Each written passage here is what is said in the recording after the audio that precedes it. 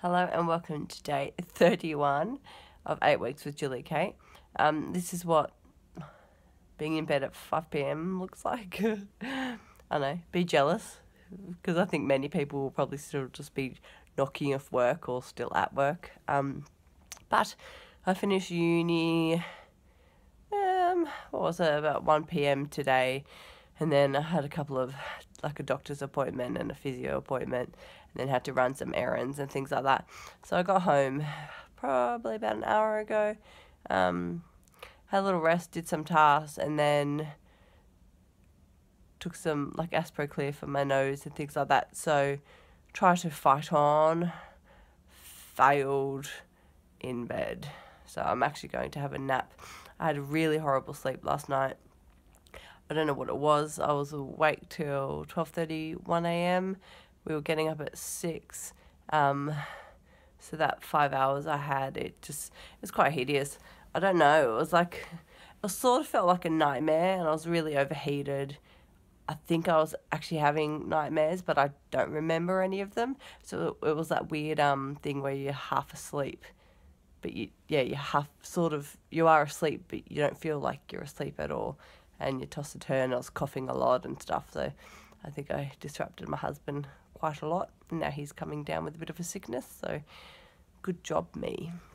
I've been really careful, but after 2 weeks with it, it was bound to happen at some stage. I did go to the doctor today, and basically, I am crook, but I just need to make sure I get rest, and I've got medications and stuff for that now to add to my pile. I'm not big on medications anymore. I used to be, so I try to just take what I have to now. But in situations like this, I just survive. I just go for it. What else? I have walked 7 kilometres today. Slowly. It's been in no way brisk because, it's still exercise, and it's been my way of getting around, my mode of transport, because my husband has the car. But it's been very slow going. I still can't breathe properly, and I'm just holding off a cough. So it was a very slow stroll, all of that 7 kilometres. Food-wise, I had an egg white omelette. I was really sick this morning. I felt absolutely horrible. It may have been because of I got up and did my medication and everything for my cold, and then didn't eat for an hour. So I think a mix of medications just sitting in my stomach wasn't great. So I just had a couple of cup of teas, but felt sick to even drink water. So it wasn't until I got to uni and got in class that I actually started to perk up, which was good. I think it just gave me something else to focus on, and I had a mission to make it through that, and I did. And then I got through my appointments, and now I'm home. It's just like, as soon as your body can relax, it just goes into overdrive and lets yourself feel everything that it's going through. So I've done 7Ks. Food, I had egg white omelette, halved it for snack. I haven't had lunch. I had an apple on the walk to my appointments. Rice cakes with peanut butter on afterwards, and then I was going to have lunch when I got home, but it was 4 o'clock. Don't really have an appetite, so I'm thinking of having a nap and seeing what time I wake up anyway. I don't think I'll set an alarm, and I'll see if there's time for a snack. But for dinner, we are having steamed vegetables with a lean piece of pork steak, and I spoke about it, I don't know when, but I talked about having making some homemade apple sauce. So just fresh apples, basically boiled in a pot with water, and some cinnamon added, and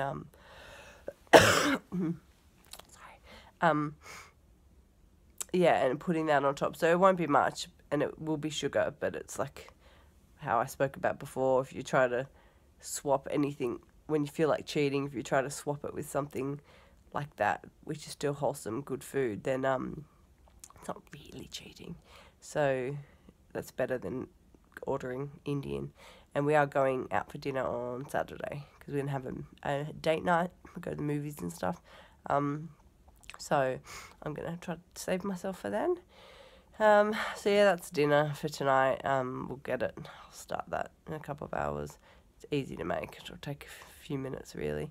Applesauce thing takes longer, but I'll show you that when I do it as well. I can't even remember how long it takes. Yeah, but that'll be yummy. My tip for day 31 is to do with mindfulness. As I said, I want to do another one.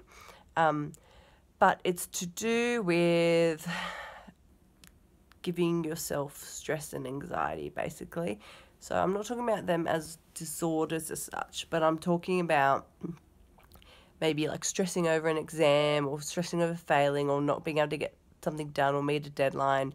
Or, for example, if you're worried about your husband driving a certain stretch of road and just panicking every time and worrying about him and wanting to hear from him once he's driven that part of the road and stuff, for example. Like, I know there's, especially on Australian roads, there's quite a few dangerous parts that are well known for accidents. So all those sorts of things, your body doesn't know the difference all the time between what's real and what's not. So when you think about your body being basically, with neurology, just electrical signals going up and then having the responses to them, if you are sending the same signals to your brain as you would be in a real situation compared to a fake situation, your body is still just reacting to it and it doesn't know. That's why you can still get the sweats and have panic attacks and everything like that. So my tip is to just worry about things when they happen. Don't put yourself needlessly in a state of panic if you can help it, and just take things as they come. So that's my tip for day 31. So that is me done, signing out from my bed, and it's shut-eye time. So good night. I'll update my story later. Bye.